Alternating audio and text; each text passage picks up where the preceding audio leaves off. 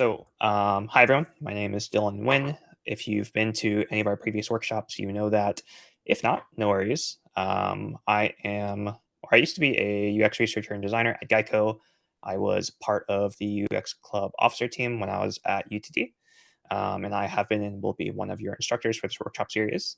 Our other instructor is Sanjana, and as you can see from the picture, she is currently on vacation, so she won't be here today. But your experience shouldn't really change. We'll still have Lily, who's helping run the class, help moderate the chat today. And with all that being said, let's get started. So, last week we covered components. So, we covered what a component is, when we would use a component, how they play into design systems, and then how to make a component. Um, and then, in the grand scale of things, we're going to be covering style guides and a little bit of variables today. Next week, I'll be going over more advanced variables, so how to use them in prototyping and more advanced features like that. And then on the 8th of April, we'll be having a Q&A session. So if you were here last week, it'll be very similar to what we did at the end of class. And that'll just be the entire duration of the class. So if you have any questions about Figma, about UX in general, this will be a chance for you to come and talk to two people who have been in the industry about any of your questions. If you have projects that you've been working on and you want an extra set of eyes on them, this is the perfect time to do that. We'll also be having probably breakout rooms during that session, so you'll have more chances for like one-on-one interactions and more personalized kind of responses. All right, so today we're covering style guides, and the first question you might have is, what is a style guide? Basically, a style guide is a collection of UI elements that make up a brand's visual language. This includes, but is not limited to, typography, color palettes, iconography, and specific UI components. An example of this is the picture that you can see here. Um, Essentially, you have different visual components that kind of create the language of a brand or a product, right? So on the left here, you see two types of fonts that this brand is using, right? Each of them in various different weights. So that's what all of their text is going to look like. On the side, or like in the middle here, you see the different H1, H2 headers, right? So this is different types of headers that they might be using throughout their UI. Um, so like H1 might be the headers that they have for the whole page, H2 might be subtitles, so on and so forth, all the way down to body text. So that's what that is used for. And then they have their colors all documented here. So their primary and secondary colors. They have any gradients that they might be using also documented. And then shapes, so just general like visual design language in general. That is all here. And we'll be kind of learning how all this works within Figma and then how to kind of document all of this. And before we do that, we kind of want to understand why we should make a style guide, right? Like, what's the point of doing this, taking the time to actually document everything? Well, first of all, it takes the guesswork out of the process, right? So if you make a style guide, um, if you need to go back and continue working on a project that you are working on, you don't have to guess as to what colors or typography you're using, right? You don't have to assume that maybe you're using this specific color for this specific purpose. Like, it is documented and you can easily just see how you're using each part of the visual design, right? The second reason you might want to do it is because it allows everyone to be on the same page. This means that if you have a partner working with you or another designer or another researcher, whatever, everyone can go and refer to the same style guide. Like, everyone is referring to the same um, documentation in order to work and further their designs, right? And this doesn't go for just people who you're working with currently, right? If you somehow transition off this project to someone else, like, there is documentation set up in place so that they understand what you're using each color, each typography, each icon for, right? This also allows for application-wide changes, right?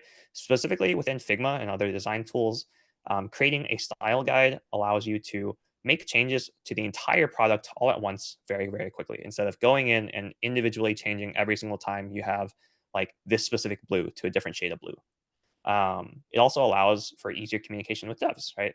The H1, H2 stuff that you saw earlier, that's a very common practice that you'll see throughout HTML and CSS. It's a good way to kind of communicate to them that you're using this specific style without having to explicitly say like, oh, I'm using Arial font in 18-point font and it's like bold, right? You can just say I'm using the H3 and then they know what to do from there. And then last but not least, documentation is just always good. Anytime you're able to kind of write down what you're using each thing for, it's a good practice to have so that anywhere down the line you can always refer back to it, or if anyone else has to refer back to it, they have something to refer to. And then with all that being said, we're gonna go ahead and get into our workshop here. Um, Lily is going to put a link in the chat to our Figma file today. When you click on that, make sure you go to the page that says 325 Workshop 6 Style Guides. There's one that says Workshop 6 Playgrounds. We're not using that right now. We're going to the Style Guide page.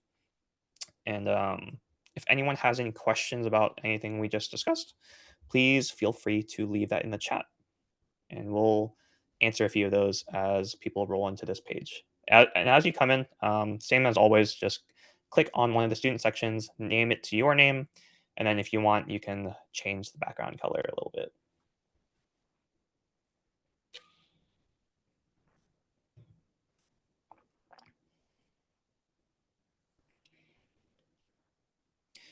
And again, if you have any issues getting into the file, just let us know. We'll try to help you with that. Most of it will come down to just whether or not you have a verified account. So the links I sent earlier should help you with that.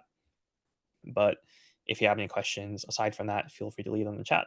I'll give everyone a minute or two to join the file. And again, we are in the style guides page. If you look on the top left of your screen where my mouse is, it should say style guides. If you're on Playground, you're on the wrong page.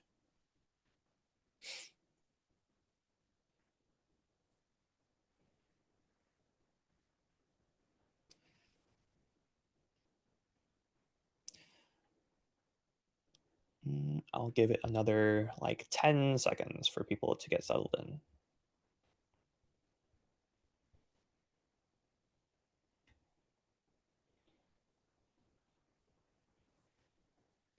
All right. So I, like every class, I understand that it might be difficult to kind of bounce between what I'm doing and what you're doing because you might not have two screens or two monitors. So for this first part, I'm just going to ask that you watch my screen for like a minute or two. We'll go over what a variable is and how it works, and then I'll have you guys repeat the process on your end, right? So if you can just come and watch my screen here, that would be great. I'll give you guys like 5 more seconds to come and look at what I'm doing. All right. So what we're going to be working with to start off with is called a variable. If you have any background in coding, this is something that makes a lot of sense to you. If not, no worries. But basically, what a variable is a set, like data, um, a primal data point, right? So what that means is that it is one data point that you can access from anywhere. And if you go and you click on local variables here, and you actually come to the create variable option, you can see that what I can create are colors, numbers, strings, or booleans, right? So if you think about it, a color is just a hex code. It's just a set of like 6 numbers/letters. That's the data point that you're going to be referring to. The number is, well, a number. So that's another data point. A string is just a collection of characters.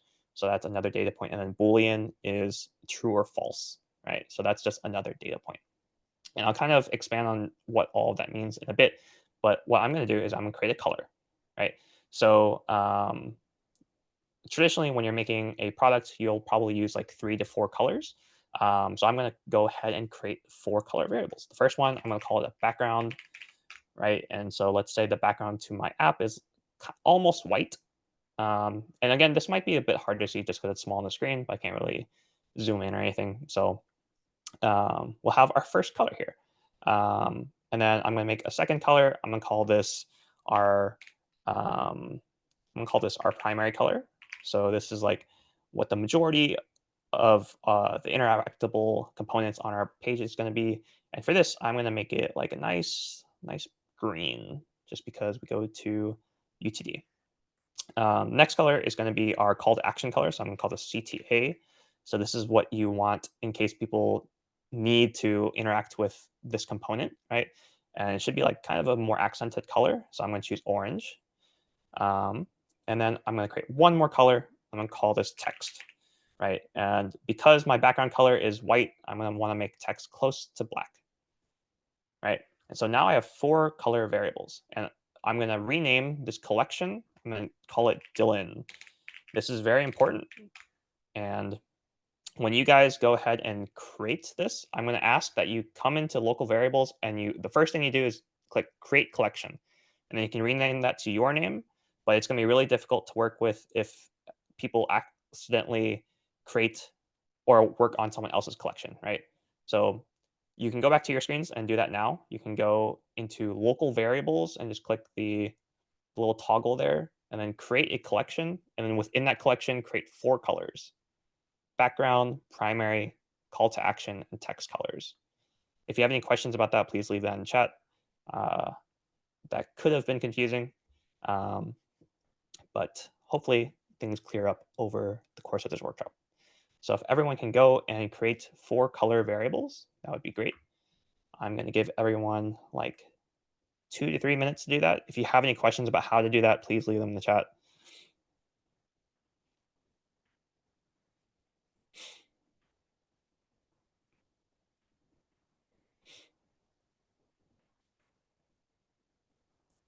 All right, so I see that someone just created a variable within my collection, which is understandable. Just go ahead and make sure that you are working within a new collection. So if you don't know how to do that, next to the thing that says collections or Dylan or whatever name, just click the ellipses and click create collection. And at the end of it, you should have 4 colors. You should have a background, a primary, a call to action, and then the text color.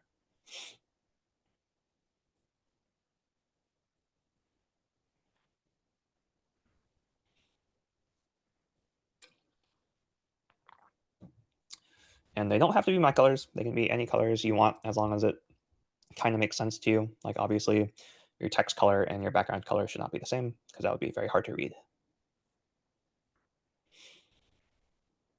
I'll give everyone another minute to do that. If you're already done and you're speedy quick, then you get a chance to chill out for a second.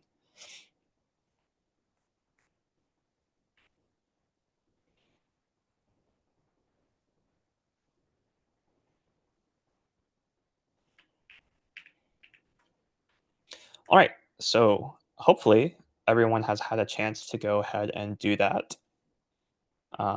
What were the 4 again? Someone just asked a minute ago. So we have our background color, we have our primary color, we have our call to action color, and then we have our text color. And I see someone else has accidentally created a color within the Dylan collection.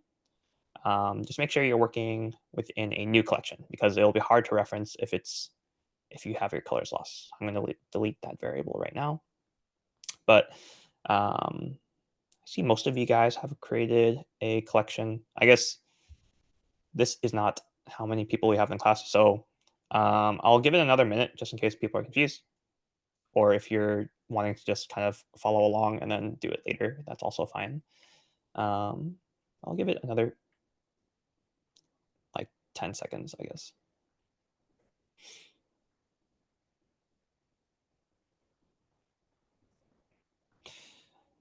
Okay, so now that we have created our variables, how do we actually implement them?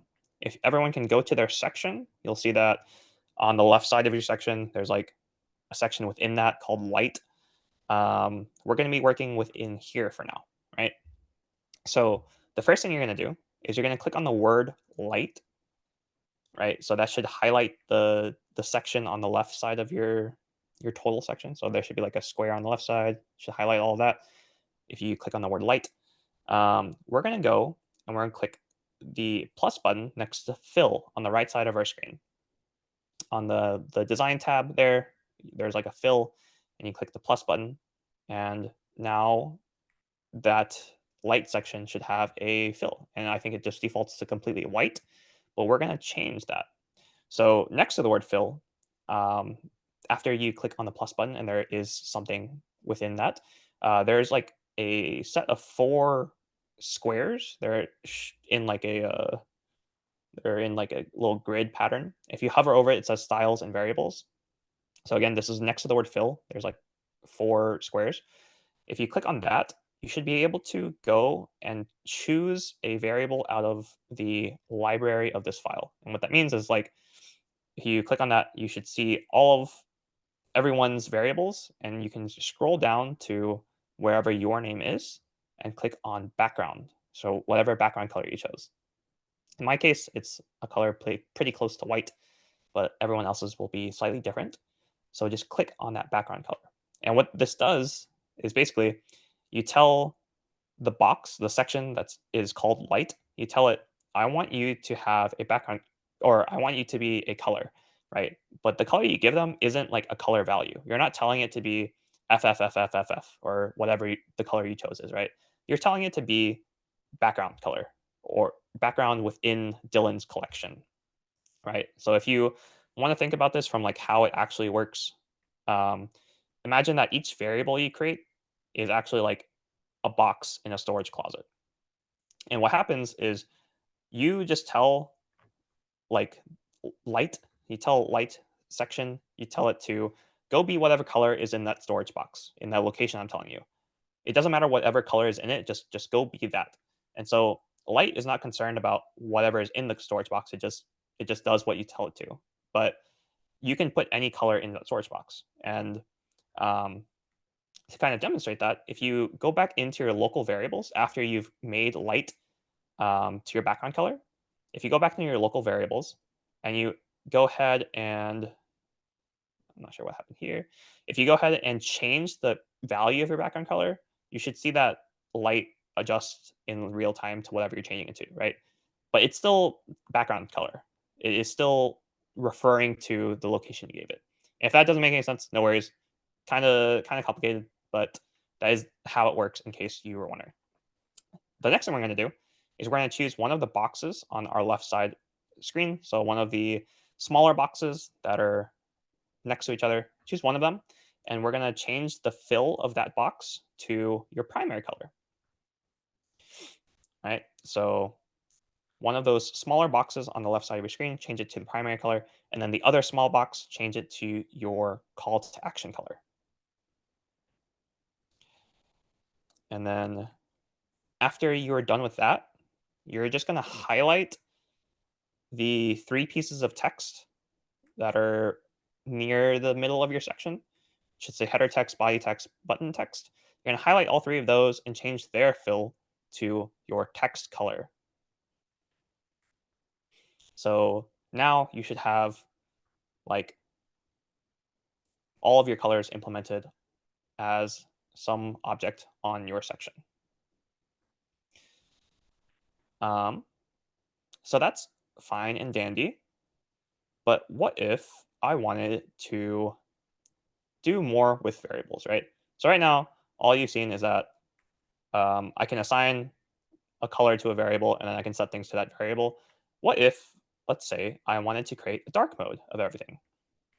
Well, this is where modes come into play. So after you've done all those steps, I'm going to ask that you come back and look at my screen real quick because it will be kind of complicated again. Not super complicated, but I just ask that you come and watch and you can repeat it afterwards.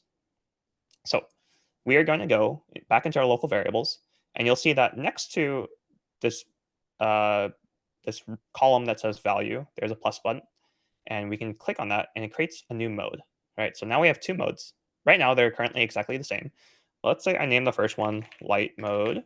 I name the second one dark mode. Now I can set multiple values to this one variable, right? So this variable called background, I can now assign multiple values to it based on the context of the variable. So in light mode, I want the background to be light, but in dark mode, I want the background to be dark. So I'm going to set that to a darker color here. And then the same thing with all my other colors, right? Typically in dark mode, your colors are going to be a bit less saturated. So I'm going to choose colors that are a bit less saturated here, like that. And then for my orange, I'm going to make it a bit less saturated. And then for my text color, since my background color is now dark, I'm going to want my text color to be pretty bright. So I'm going to set that there. So if everyone can go back to their their collection and then their variables and go ahead and make a dark mode and then set everything to um, proper dark mode based on their current colors. Or you can change up the colors, you do you. If you want your primary color to be blue in light mode and red in dark mode, you can do that. That wouldn't make too much sense, but you do you.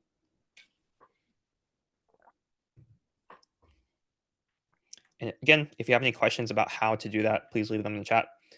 Um, but since this is just kind of doing what we've already done, but again, I'll give everyone like 2 minutes to do that.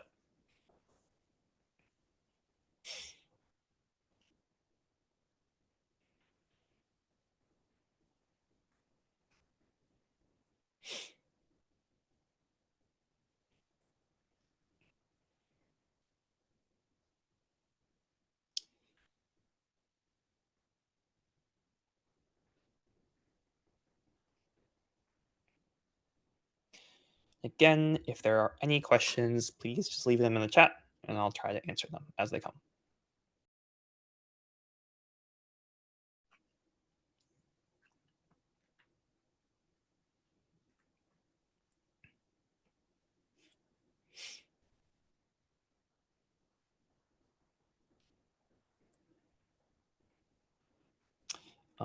Let me just look through people's collections and see if they've had a chance to do that.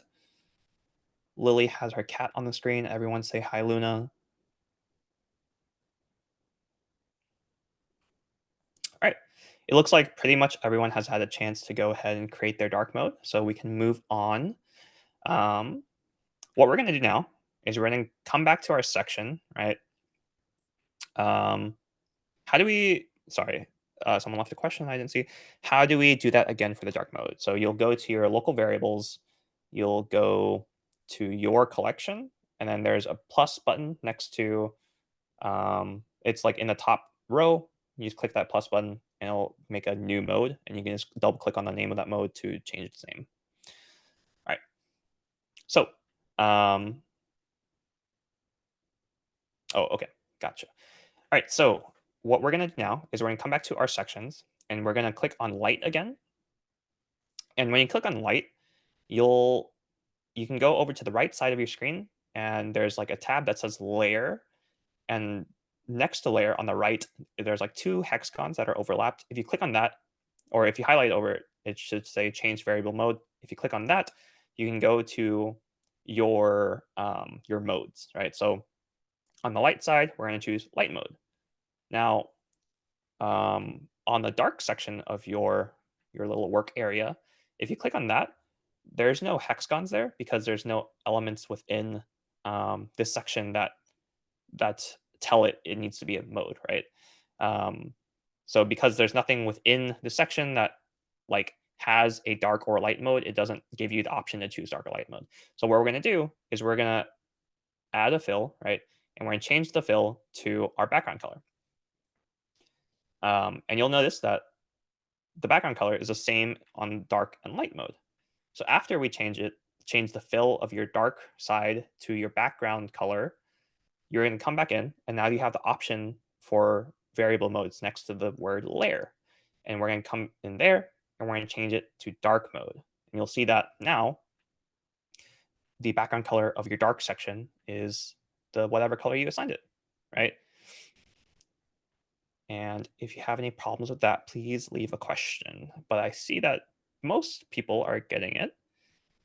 And so again, if you just add a fill to your dark mode side and set that to your background color, and then change the variable mode to dark from the layer panel, it should be the dark mode color. And now, if you want to see something fun and understand how this kind of works, anything within your light mode section will be light mode based on the variables that you've assigned. Anything in your dark mode section will be in dark mode based on the variables you assigned. So if you highlight the two squares that you were filling in with color earlier and you drag them over to your dark mode side, they'll change colors based on what section they're in. Because now Figma understands that anything in each of these sections should be a certain mode. And then the same applies for your text. So if you highlight your text that you set to your text color, you can drag it over to your dark mode side and it'll change colors based on that. And this will, again, only work if you have properly assigned the fill color um, of your text to the variable that you created earlier. But isn't that neat? If you have any questions as to why it's not working on yours, please do leave that in the chat. Um, but if you got it to work, then I hope you see how cool that is. I'll give everyone like 20 more seconds to play around with that, and then we're gonna move on and create something out of variables. But first, We we're have gonna talk. a question in the chat. Could you show Can you how show to how to make make it it dark mode? dark mode again? All right. So if you're looking at my screen, um, well, actually, could you clarify? Do you mean how to make dark mode colors, or how to set this section to dark mode? Um, how to set that section? Okay, so if I click on this section called dark, right, um, it'll look like this for you at first. So what I did is I came in and added a fill, and then I set this fill to my background color. And at first, it'll probably look like this. It'll be the same as your light mode. So once I have that filled in with my background color, I go up to this layer panel, and next to the word layer are two hexagons. If I click on that, I should be able to set it to a different mode. In this case, I'm going to set it to dark mode. Hopefully that explained how that works. And then after I do that, I should be able to drag elements to and from. All right. So now that we've kind of covered the basics of variables, that is only one sort of variable. There are other sorts, but they're not super. They're not super. They don't matter in this context that we're using right now.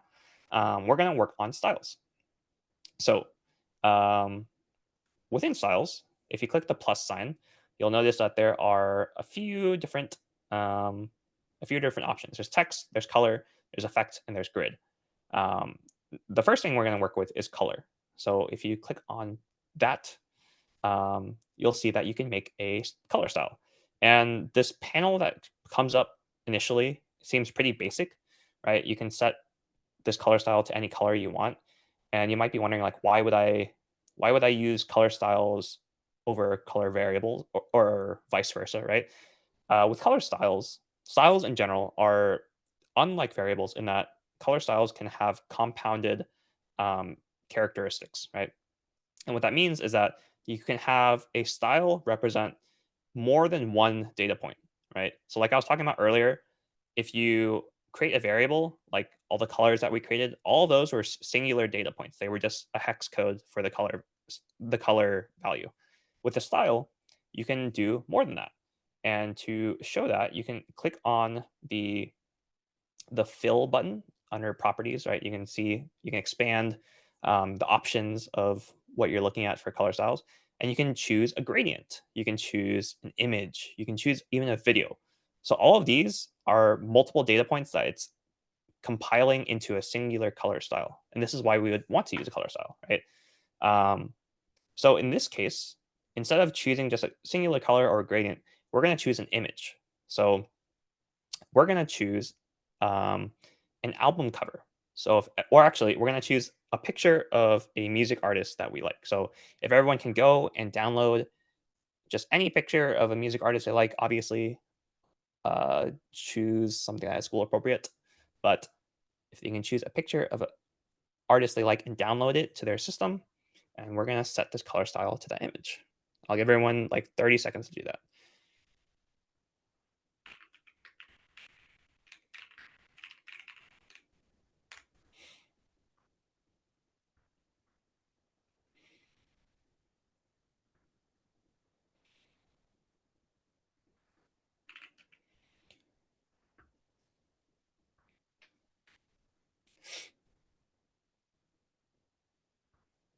All right.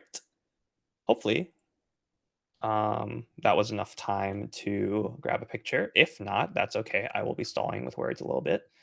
But we are now going to go and create our color style. So we'll go back to what I was showing you earlier. On local styles, you'll click the plus button, you'll go into color, and then under properties, you can click on that square, that like gray square, and it'll expand into plenty of options. And we are going to go to the image option. This is something that we talked about during the hi-fi prototypes way back when. So you should understand how to do that now. And we're going to choose an image. In this case, I'm going to choose this picture that I downloaded of Rex Orange County. And that is going to be my color style. And from here, you can like change a bunch of features about the image if you wanted to. You can change the exposure, the contrast, the saturation, so on and so forth. You don't have to do any of that. That's just like options that you can do and put it within your color style. And I'm going to come back into the main color style panel up here. And it's going to ask for a name and description. Now, in terms of documentation, both of these things are pretty important for what we're doing right now. Not super important, but I'm just going to name my color style Dylan, so my first name, so I can find it easier. And then I'm just going to say it's the artist, right? So that's the name of my color style. And then description here, you would just kind of describe what you would use it for in your actual systems. In this case, we don't really have to have one of those. So I'm going to create a style.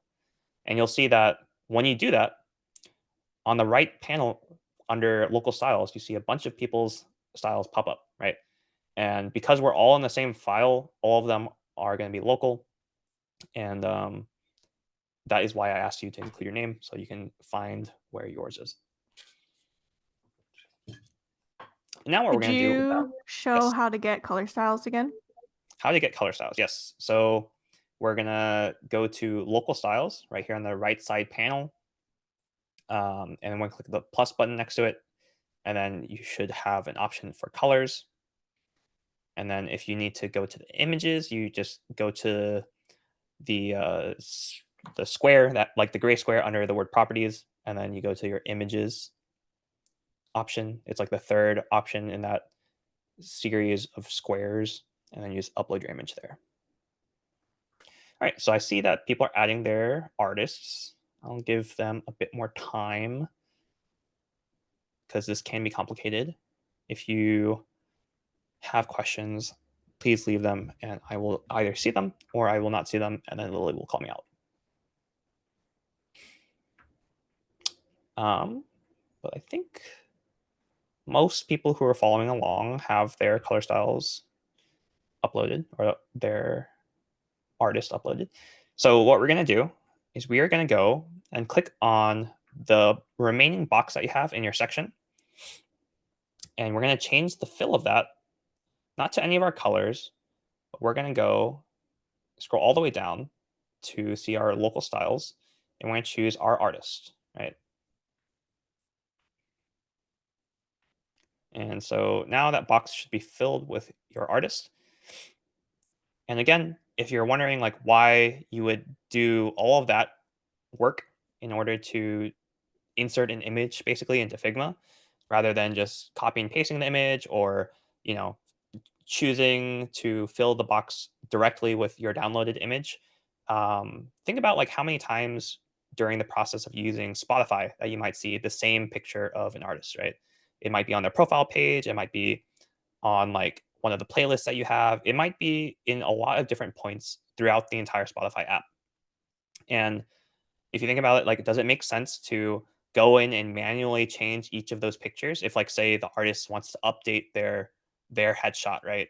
Does it make sense to go in and change every single individual instance of that picture? Or does it make sense to tell each of those instances, hey, go look in this box in this location, whatever is in it, set yourself to that picture, right? And then you just change whatever's in that box when necessary. Um, if you work with code at all, like you'll understand how pointers work. These are all pointing to the same place, rather than setting each one individually, because that would not be very efficient. And now that we have that set, we're going to create a few text styles. Text styles, 2 words, not textiles like making clothes. So how we're going to do that is we're going to do the same thing. We're going to click on local styles, and we're going to click on text. And when you name it, I'm going to ask that you, again, write your first name. And then the first one we're going to create is called a header. And you can see here under properties, you have your choice of font, your choice of weight, how big the text you want it to be, and then like a bunch of other options. And then if you click on the ellipses near the bottom, there's even more options. So you can like make it underline or struck through, or you can change the case if you want it all caps or whatever. And then there's like a whole bunch of different options that you can go into here. We don't really need to get into those, but I'm just going to ask that you choose a few options and you make your text like around 32 in size, because that should make sense for what we're doing. This is the header again, so it should be kind of large. But yeah, just go ahead and choose any font that you want, and you should see a preview of that text in the top at the top of the panel that you opened up. So I'm going to choose like Hofler. I'm going to make it all caps for fun. And then once you're done with that, just click Create Style. And again, make sure it's called your name and then header.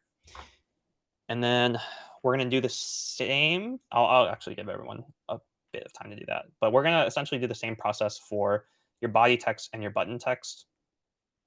So if you've already finished your header, go ahead and create a body text style and then a button text style. And then for if you really want like numbers, then the body text, if you can make it around 16 point, and then your button text, you can make it around 24 point. Not super important because you can change it later, but if you really want to make sure you get things right, you can do that. So go ahead and make another style called your first name, body. This will be for body text, and you can make it 16 point font, and then change it to however you want it to be. And then finally, you can make a button text. So your first name, button. And that will be 24 point font. So let me choose a font here. 24. So you should have 3 different text styles.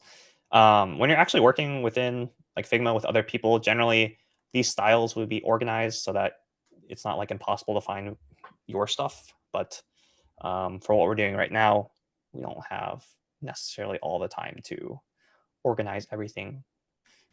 But again, you should have 3 different text styles. So I know people are still working on those. I'll give them another minute or two to finish up here. But you can also see that, like, if you look on the right side panel, each of the text styles that people have created, you can see it like a small little preview of what it should look like with the AG next to the text style name. So that's also a nice way to kind of quickly vet that you're using the right text style for what you want to do. And I think most people have completed that. So what we're going to do is we're going to come to our header text, and we're going to change the text style to the style that we created. So in this case, you can click on the header text, right? And then you go to the text panel. Next to the text panel is the same 4 squares that you saw. And in this case, it says styles. If you come into that and you just search for your name, so in my case, my name is Dylan.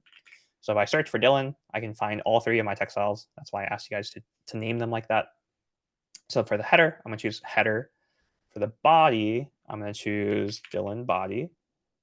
And then for the button text, I'm going to choose Dylan button. So if everyone can go ahead and do that, just so that they understand how those styles work and how you can implement them.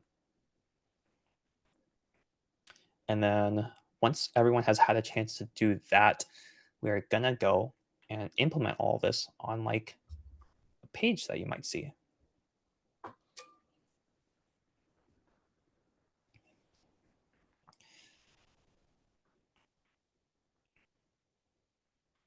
So again, you just click on whatever text you want to change, and then you go to, let's do something. So you'll go and find the text panel, and then next to the word text is like 4 rectangles. You click on that, just search up your name so that you can find your text style, and then you click on whichever one you want. All right, So I think most everyone has had a chance to change that. No worries if you haven't. We're going to be doing the same thing in a second, so you'll get the practice in there if you haven't already. But we are going to move to a different page. So if you remember at the beginning of the class, I told you guys to be on the style guides page. Now we're going to move over to playground. So at the top left of your screen, there should be a bunch of pages. The bottom one is called 325 Workshop 6 Playground. So we're going to move over there. And again, same drill. If everyone can just choose a frame and rename it to their name so that they have a working space, that would be great.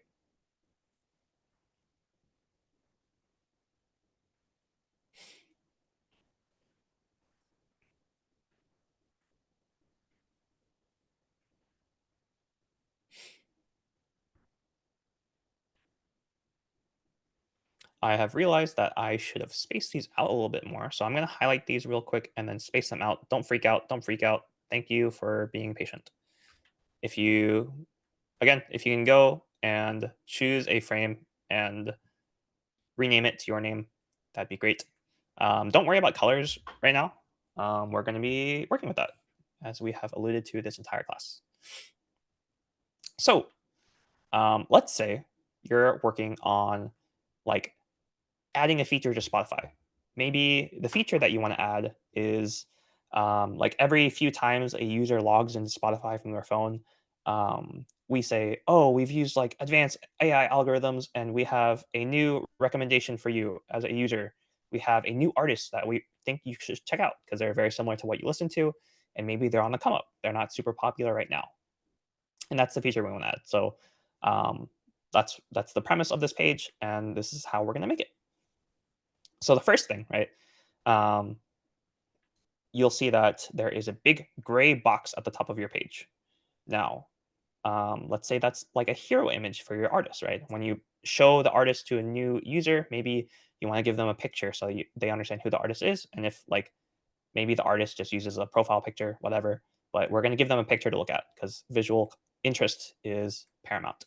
So we're going to click on that box and we're going to come back over to fill and we're going to choose, if you remember, we created a color style called your name and then artist, right? So go and choose that image that you set up earlier.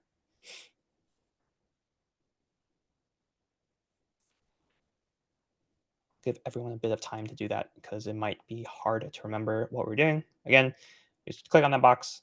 And for the fill, we just go over to the image style or the color style that we created earlier. I think most everyone has had a chance to do that. Maybe one or two people left, but again, make sure you're just choosing the box and not the whole frame. I'll do it again just to show you guys. So I have this box selected, choose the 4 rectangles next to the word fill, and I'm going to scroll down until I see, I can also just search. I can search Dylan, and then it'll pop up Dylan artist. So if everyone can go do that, I think most people have had the chance to do that. So we are going to move on. If you have questions, just leave them in the chat. So the next thing we're going to do is we're going to change these text styles of these 2 things that are on here. So the first one, it says artist name. We're going to change that text style to our header. So in my case, it says Dylan header. And I'm just going to center that for aesthetics. And I'm also going to go back in and change the actual text that's in here. So I'm going to change it to, in this case, Rex Orange County.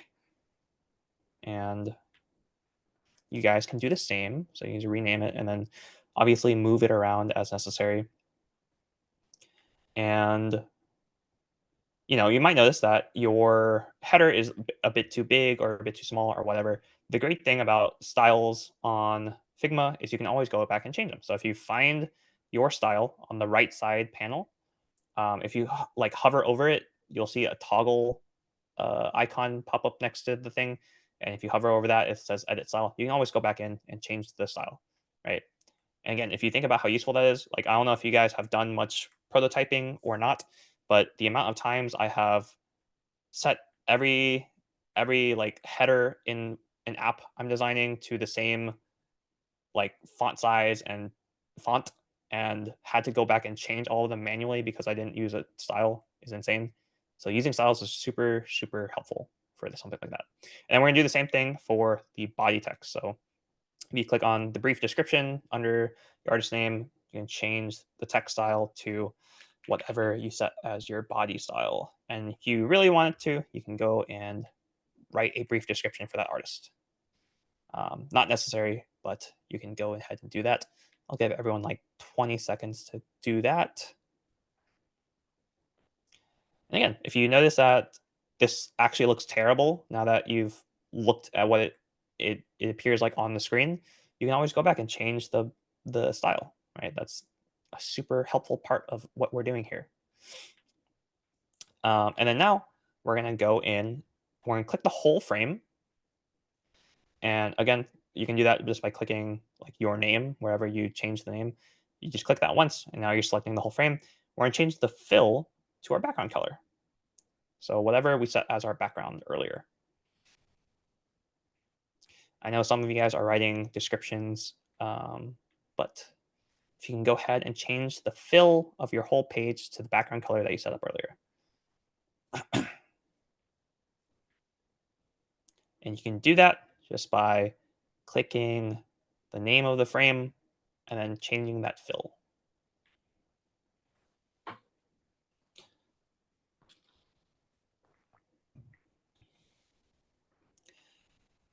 I'm not seeing too many people with updated background colors, so I'm going to give it a little bit more time just in case people are confused. And if you are already done with that, feel free to chill out for like 10 seconds. Okay, I guess we can move on. And then we're gonna, before I forget, we're gonna highlight the two pieces of text and we're gonna change their color to the text color that we set up. So instead of choosing the text panel this time, we're gonna go to the fill panel and we're gonna choose our text color. So just highlight your text and change that text to the text color that you set up.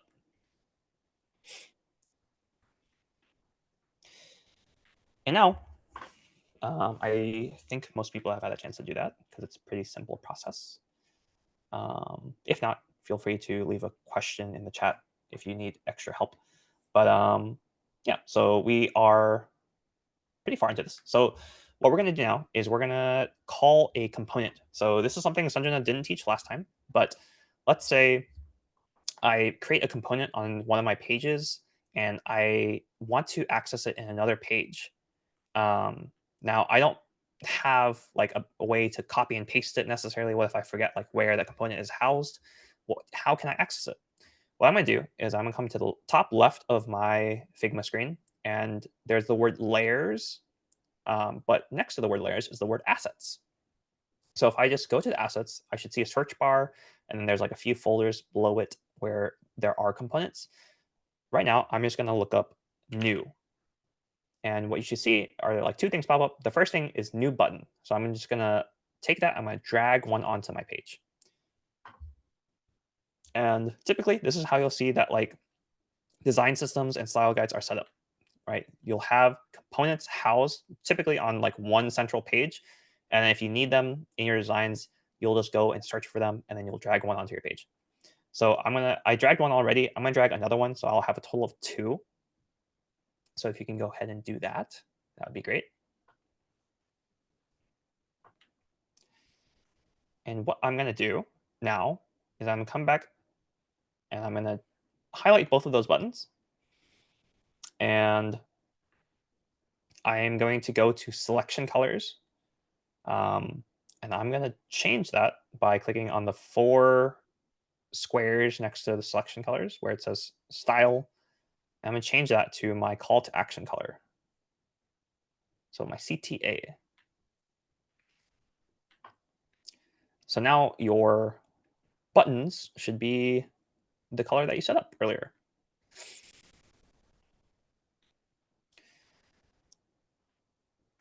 And then for those buttons, let's say like within this feature, you give the user two options when they see this page. The first option is going to say, listen to the name of your artist, right? So in this case, listen to Rex Orange County.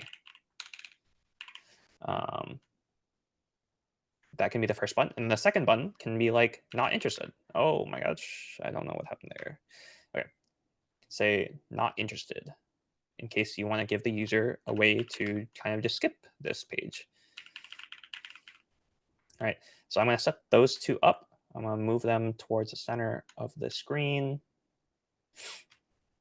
Now I have two buttons set up, and they are set to my call to action color. And then also with the text inside of those buttons, you can change it to your text style that you set up for buttons. So if I click on the actual text, so you can either do this by holding Control and clicking on the text because it's within a component, or you can just double click and you'll get down to the text eventually. You can change the text style to your button style. So Dylan button. And I'm going to do the same thing for my second button.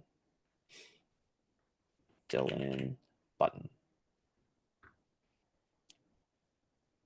So now I should have everything on my page set to styles that I have created previously.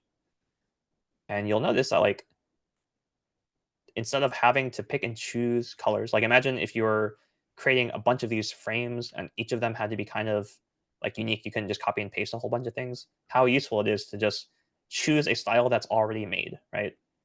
It makes it a lot easier for you in the long run. And I'll give everyone a bit more time to set that up. Looks like most people are doing fine. Again, if you have questions, leave them in the chat. I'll try to get to them. But I think most people kind of have it set up and they're just making it a bit prettier on their page. The last thing we're going to do here is we're going to choose the whole frame and we're going to copy and paste it. Just copy and paste, and it should make a new frame next to where you currently are. I'll give everyone a bit of time to do that until I see. And you can do that just by clicking on the name of your frame. It'll highlight the whole frame and then copy and paste. So most people are getting around to it. Few people are not there yet, but I will wait.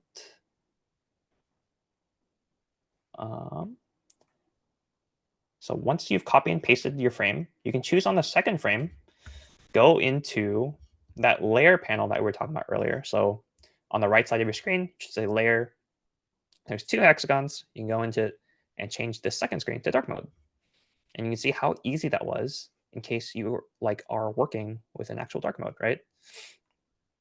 Instead of going in and manually changing each of the colors of all of this stuff to your dark mode color, you just have it all set up and Figma understands like what you're trying to do, which I think makes it very, very handy. So now you have a light mode and a dark mode of your screens. And that is going to be pretty much it for this class. Hopefully you feel like you learned something. Lily is going to include a link to a feedback form in the chat. I would really appreciate if you were able to fill out that form. That is how I understand whether or not these lessons are useful to you guys. If there's any feedback you want to give, like, okay. And Sanjana would also really appreciate it. Me personally, I'm just trying to get better as like an instructor for things in general. So if you can provide feedback, I would really appreciate that. And aside from that, feel free to stick around and work on your stuff. If you have questions, leave those in the chat. And we will be having another session next week. So I hope to see you guys there. And again, if you come to 5 of our classes, you can earn a certificate that you can throw on your Instagram, or not your Instagram, your LinkedIn or your resume or wherever you want to show that off. But thanks for coming, everyone. If you have questions, again, leave them in the chat. If not, please fill out our feedback form before you leave.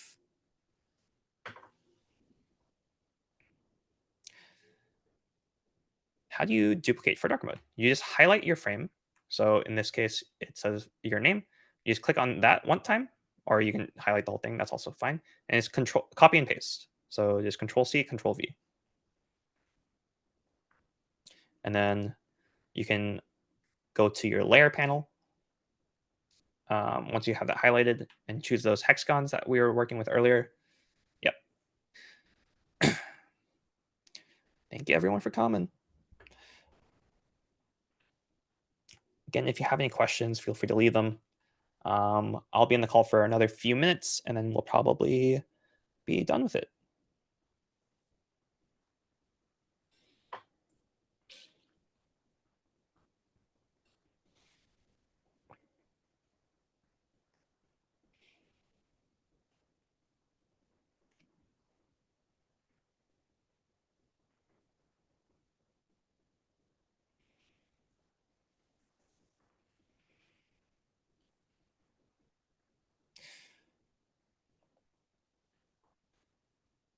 Okay, if no one has any questions, we'll be closing the call. Thanks everyone for coming, and I hope to see you guys next week.